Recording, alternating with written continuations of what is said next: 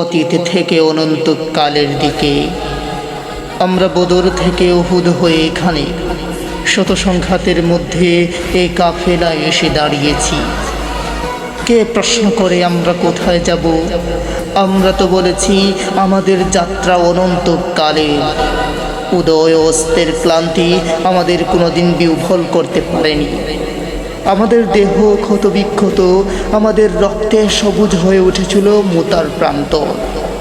পৃথিবীতে যত গোলাপ ফুল ফুটে তার লাল বর্ণ আমাদের রক্ত, তার সুগন্ধ আমাদের নিঃশ্বাস বায়ু। আমাদের হাতে একটি মাত্র গ্রন্থ, আল কোরআন। এই পবিত্র গ্রন্থ কোনোদিন কোনো অবস্থায় কোনো তৌহিদবাদীকে থামতে দেয়নি। আমরা কি করে থামি? আমাদের গন্তব্য তো এক সোনার তরুণের দিকে, যা এই ভূপৃষ্ঠে নেই।